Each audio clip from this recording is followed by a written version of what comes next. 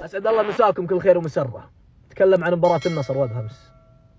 هي تعادل بمثابة خسارة، وطبيعي كل مشجع يزعل يتمنى فريقه يفوز في كل المباريات، لكن اللي مو طبيعي الحملات اللي صارت. بعضهم ينتظر تعثر الفريق وقوموا الدنيا وقعدوها على المدرب، وحملات على بعض اللاعبين، وحملة على سلطان الغنام. هذا سبايك، مو من حقك تهدم مكتسبات الفريق. كل فريق بالعالم يتعثر. السيتي طبلوا المدرب، قالوا افضل مدرب في العالم وعنده هداف العالم، هالاند تعثر وطلع من الكاس. الباير، برشلونه، باريس، بايرن ميونخ، كلنا يتعثر. ما في فريق ما يتعثر، ويتعثرون دائما الفرق الصغيره من ذيل الدوري. النصر تعثر امس، ازعل معليش، ناقش، طالب، بس مو من حقك تهدم اللي بنيته كله. طالع الفرق الاربعه الكبار اللي معك، انت افضلهم فنيا وافضلهم جوده اجانب، انت المستفيد من اجانبك مؤثرين في كل خانه. مدربك افضل من الفرق الاربعه الكبار، انت افضل منه في كل شيء. لا تهدم مكتسبات فريقك. النصر قاعد يدعس كوره، تهديف، كل شيء عنده. يا اخي عنده خلل دفاعي يبي له نقاش فني بسيط. المدرب قاعد يخترع له حاجه في مركز بروزوفيتش، لازم يناقش. يا اخي مو معقوله تغير مركز اللاعب علشان قناعه عندك وفكر. بروزوفيتش افضل لاعب في مركز 6 في نهائي دوري ابطال اوروبا. تكلم نهائي دوري ابطال اوروبا، يعني مستوى فني عالي. افضل لاعب في مركز 6 مع منتخب كرواتيا يلعب 6. انت في النصر تقدمه وتلعب الخيبري. الخيبري ما راح يعطيك 20% من مستوى بروزوفيتش في البناء. الخيبري يقطع اوكي، لكن بعد الاستلام خلاص ما عنده فكر في البناء، ما عنده فكر في اطلاع الكوره. كاسترو زي اللي صاير من نوع اذا شاف لاعب كويس في البناء مثل مدافع مثل مايكون مثل لابورت يقول هذا يصلح محور قدمه. شافوا بروزوفيتش كويس في البناء قالوا قدمه شوي. انت قويت قدام لكن اضعفت خانتك في 6 وخسرت لاعب مثل فوفانا.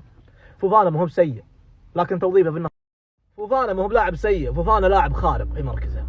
فوفانا قوي في الالتحامات البدنيه، في الزياده العدديه، في افتكاك كوره، كل شيء. قبل لا يجيك ماخذ ثاني افضل لاعب في الدوري الفرنسي، ما قدامه الا مبابي. لاعب مبدع ممتع في كل شيء، لكن توظيفه في النصر غلط. مشاهدينا الأعزاء، المرجو الاشتراك في القناة وتفعيل الجرس ليصلكم كل ما هو جديد. تلقى نادي الاتحاد السعودي دفعة قوية قبل مواجهة الأهلي مساء اليوم في الجولة 9 من بطولة الدوري بعد جاهزية جميع اللاعبين الأجانب. وتعافى الفرنسي كريم بنزيما قائد نادي الاتحاد من الإصابة التي تعرض لها في الفترة الأخيرة، وأصبح جاهزا لمواجهة الأهلي اليوم بعد غياب المباراة العميد الماضية.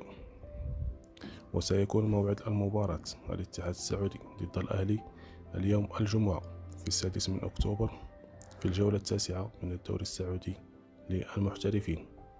ويصطدم فريق الاتحاد بنظيره الأهلي في ديربي جدة في أحد أهم مباريات الموسم بين الجارين من أجل إلحاق الهزيمة بالخصم. وحسم مسؤول الاتحاد السعودي موقفهم من رحيل أحمد حجازي مدافع الفريق في يناير المقبل. وارتبط أحمد حجازي مؤخرا بالعودة لصفوف النادي الأهلي في يناير المقبل من أجل تدعيم صفوف الفريق بناء على طلب من السويسري مارسيل كولير. ويستعد ملعب الملك عبدالله الدولي الجوهر المشيحة لاستضافة ديربي جدة بين الاتحاد والأهلي. وتقام المباراة الاتحاد والأهلي على ملعب الجوهرة المشيع اليوم الجمعة في تمام الساعة 9 بتوقيت السعودية. وتحدث السنغالي إدواردو ميندي حارس مرمى الأهلي عن الصدام المرتقب بين الاتحاد في ديربي جدة في الديربي، ويسعى كل الفرق في الظفر ب3 نقاط والاقتراب في صدارة وسبقة ترتيب الدوري السعودي.